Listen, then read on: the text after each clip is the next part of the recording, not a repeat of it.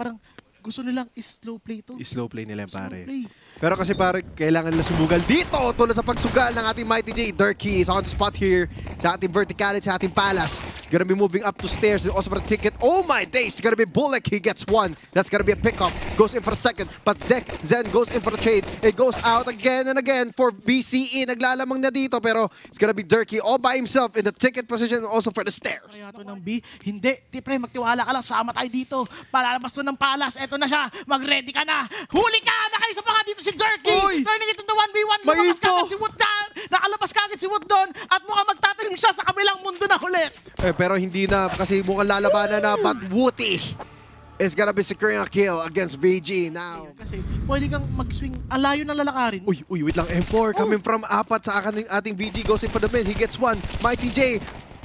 Tinatagoray ang Mighty nga. Puro. Nakadalawa na rin. This is gonna be a sweep kill. Oh my days. BCE. Dalawa lang ang kailangan sa koponan na. Pag nag-rap ka ng ganon-ganon.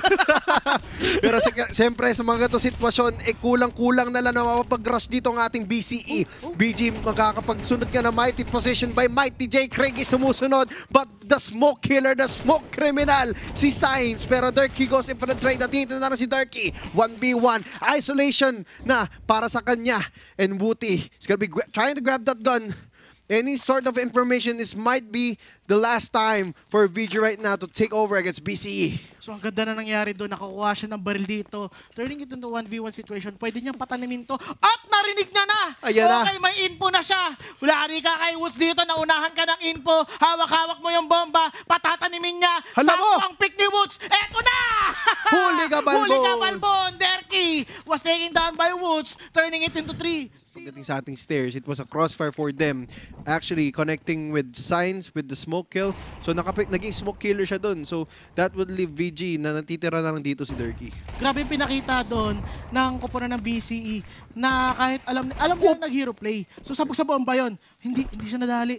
Pero magang-magana dito si Stomp N. Mayroon silang Deagles dito. They're looking for... Ooh! Aray ko! What a nice shot coming from Zen! Ang ganda ng pick na doon. Ito, nagpapaulan si Pure dito. Nakita niya may input siya sa Palas. At alam nila na nakaiko lang to. They should wait for VG na mag-contest dito ng site. May lamang sila sa oras. Lamang sila sa baril. Kailangan nila lamang gintay. Tamang antay nga ba? Baka kasi ang BCE na to. Oh, Sanju takes a pick for the Deagle. Eventually, there's gonna be Craig with the trade also for Pure. Pero mukhang gaganap. Ba kay Bullock!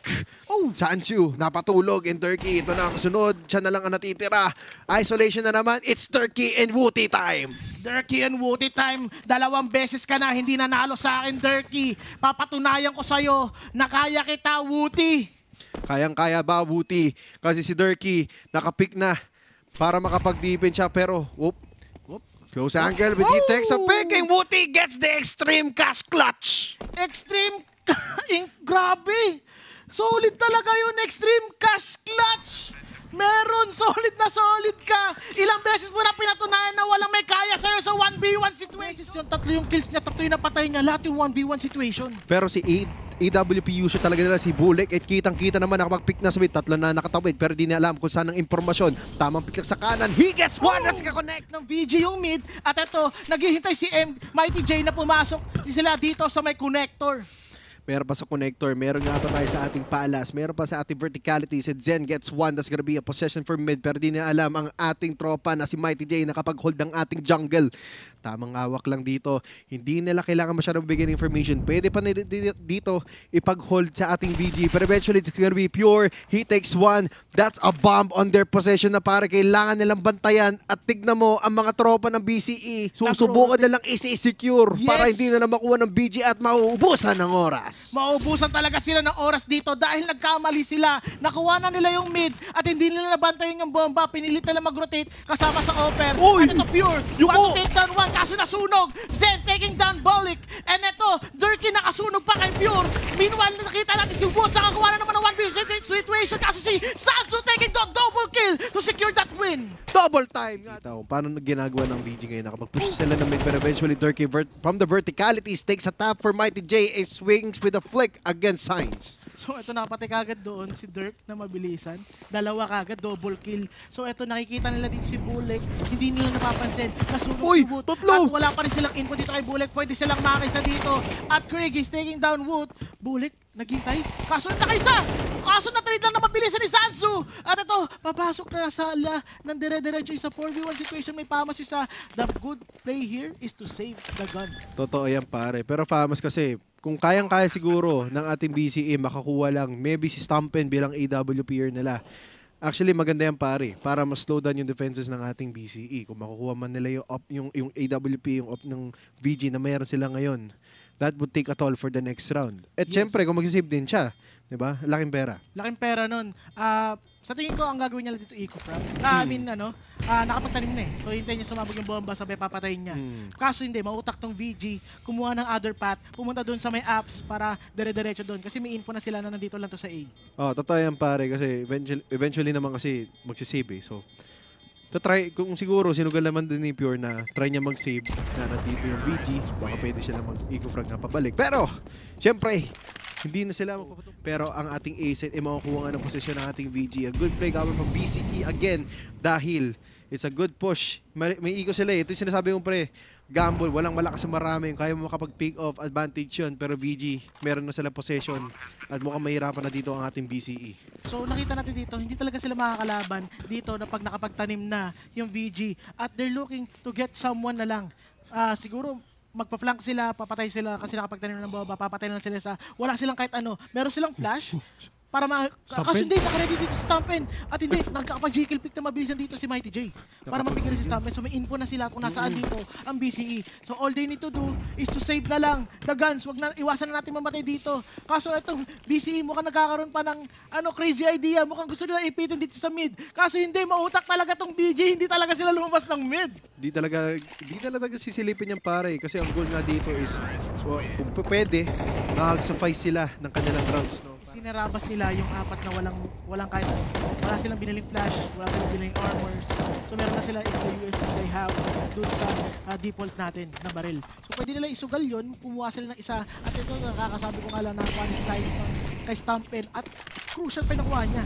Si Stampen pa. Kaso nagpalit, nakuha ni Durkee yung op ni Stampen. Nakikita natin dito ulit si Silas nag-reposition. Kaso si Zen. What? Hindi ko nakita yun! What indeed? Kasi pare, 4-3. Oh my days, Signs. Nagatulog na also for Stampen, but never mind, it's gonna be sent here. Not much of the pure intentions again for BCE. Pa rin dito sa VG. Sa 4v2 situation, makakuha si Newt na isa. At pati-trade lang siya na mabilisan ni Craigis. At ito, gusto pa lumaban ni Mighty J. Kaso, si Craigis, yung tutok niya, advantage sa advantage. Meanwhile, si Bullet God, mag-isa na lang. Tatlo pa kalaban niya. May magpipick sa kanya, tatlo. Left and right. Yun, si Zen, napigilan na siya. Taking down that for win. Tayo na sila nila Craigis. Kahit matalo sila sa round na to, malabong mag-eco sila kahit tatlong round pa yan. Pang-food-trip Kompleto sila, pang-food-trip na to eh. Uy! Eto si Bullet with Pure! Grabe yung ginawa nila. Kaso nakalala dito si Durkee taking down 2. Meanwhile, Sansu sa kabilang mundo, nakakuha pa ng isa. Mighty, makikita si Zen. Zen taking down Mighty. And Signs was trading Mighty J na mabilisan. Mabilisan nga, pero si Signs na lang ang natitira dito mag-isa for BCE at ang ating VG naman. Naku po, tamang planta sila dito. Marami pa rin silang pera. It looks like BCE na naman dito ay kailangan mag-save. Ng gameplay natin. Kailangan natin baguhin yung game style kung ano man nangyayari. At meanwhile, dito sa mid, nagkakabatuan na ng flash. Mighty J nagtatago dito. Paborito nilang spot to. Nagtatago lang sa smoke. At gusto nila mag-pick. Kaso nakaredy tatlo. Pag pumik ka, tapos ka. Kaso hindi makakaisapata siya. Natumba kay Sansu. Meanwhile, Pure taking down Zen. And Craigis taking down Pure. Mabilis ang trade-off lang. At ito, nakaredy pa si Woods dito sa may apps. Pero kailangan nila makapitas ng isa just to make sure. But eventually, it's gonna be a push here coming from Signs. Craig is gonna be securing that kill. Now, 2v4 is the name for BCE. Ay, nakita siya. Expected. Naku po! Meanwhile, Bullet sa kabilang mundo, nakuha niya si Craigis. It's a 3v1 situation. Nakakuha pa nga siya ng op. Aray ko. Grabe, okay, so ito hindi niya nakita at hindi nakita ni Bullet. Ito si Sansu. So narinig siya ni Sansu. Narinig siya! Eto na! No scope? Ay! Kala ko makakapag-no scope eh. Kala ko din makapag no scope ka. The long range with AK-47s and those AWPs. siguro they're looking forward para doon sa next round kung sakaling kaya nila to. Si Pure nag-hero buy. So meron siyang M4 dito at meanwhile yung mga kampi niya naka-SMG pero may pera sila for next round. Kung sakaling matalo man sila dito, naka-ready sila para sa final round ng Nakita halftime. siya. So nakita siya na bibilisan to ni Sanzu and Bullet God was taking down doon kay Sanzu at eto, nakuha pa doon ng kaibigan natin City doon, si Sainz. Meanwhile dito si Kraigis was taking naman Sainz. Ay hindi, si Sanzu pala yun, naka-double kill pa. Si Zen Grabe, ang ang sumunod, bilis. Si pare. Zen ang sumunod. Mighty J, taking down Sanzu. Kaso mabilis ang trade lang ni Zen agad doon. Napakabilis ni Zen, pare. Kung titignan natin kung margalo rin. Aray ko, mama. Aray ko, so ito yung sinasabi ko sa'yo, Boss Silo. Meron silang pera for the last round dito sa halftime natin. At makukuha agad si Stampin. Ang ganda ng pick niya doon, ha? Ganda, Ang di siya ganda. na-blind? Di siya na-blind.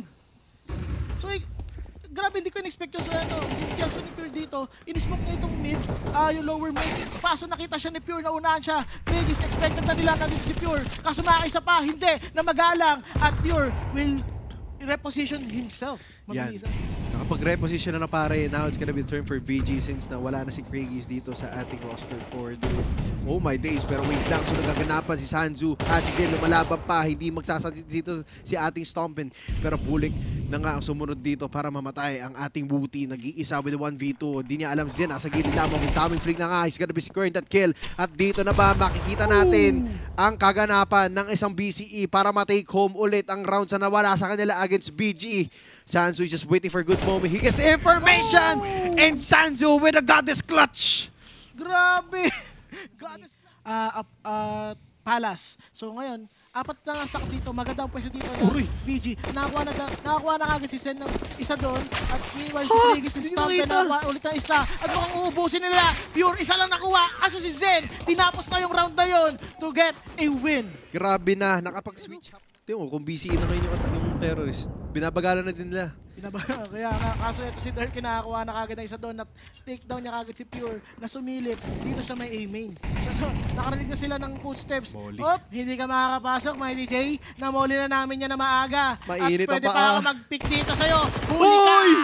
Huli ka, Balbon! Kitang-kita nga mga kaibigan sa ginawa ni Kraigis. Pero grabe, hap lang. Hap lang, Hap yung ginawa lang. na doon. And after that kill, smoke niya na para ma-deny yung further entries. For the entries. Tama-tama yun. Pero Stampin sayang.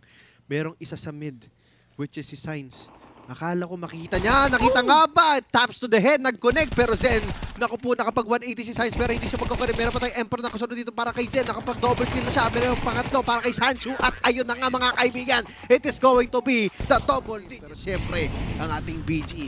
Ayaw nila magpahuli. Ayaw nila magpatalo. Ang ating BCE nakapag-secure na ng any other information. Or actually, a control pagdating sa ating mid. Now it's gonna be spam for BG. Kailangan nila makalaya, makatakas sa binabato ng ating BCE. Again, Pure was taking down ng early stages pala ng Aray! oras natin dito. Meanwhile, si Sansu nakuha agad si Wooty. At Wooty, bigla siya nawala sa laro. Nawala sa laro si Wooty. Sa gilid! Nagkabigay na mabilisan eh. At ito, nakita na natin dito na si Sainz na trade-off lang. Si Sansu kaagad na mabilisan. It's a 4v1 situation. Agad. Wala na tayo magagawa dito. Si Sainz wala pa sa kanya yung bomba. At mukhang magkakaroon na ng rotations dito. Mukhang magkakaroon nga tayo ng rotations kasi si Sainz, tamang holdout na lang siya dito. 4 na lang ang natitira para sa ating VG. Pero 1 minute pa dito ang natitira para kay Sainz para makagalaw siya. Right pick coming from Kraigis, mga kaibigan ba na SMG, and now secure sa double-digit score again and again. Them, or mamili sila ng site na mabilisan with the flash, follow-up flash, and take that trades. So ito Pero- makikita natin. Pero Si kita-kita mo naman pare kung anong kasko na magkarapan kay Zen. He gets 1. There's gonna be another follow-up for Bullock. God, and now nabubuhay pa naman dito ang ating Bullock. But eventually, Sanzu already has the information. Also gonna be a lockdown again coming from Durkee. Now it's gonna be a plant. Pero oh my days, Stompin. Mag-isa sa stairs. But has information. He gets a tap! Pure! Puro! But from the backlines ng ating stairs gonna be Signs. Now, this 1v3. Ticket position coming from Craigs. Meron tayong backside also Palace. Pagdating din sa ating mid. Meron pang stairs. Kailangan niya makapag-isolate. Nakapag-pick. Pangalawa. Pero di po pangatlo para kay Signs. At eto na ang pag-asa ng BCE para makuha nila ang panalo. Huwag nila mag-contest ng mid, huwag nila masyadong isugal yung mid, and smoke plays coming from them early. Nakapagbato rin ng Molotov para hindi sila makapag-position sa likod ng ating market. Well, now for VG, kailangan nila makapagsugal ng position pagdating sa ating A. Control mid ulit sila. Gusto gawin ulit ng plano ng BCE. Kaya alam nila na nanalo sila sa mid. Pero ngayon, mukhang iba na ang kwento dahil BG pumapalag na sa mid. So, ang bilis talaga ng pangyayari dito.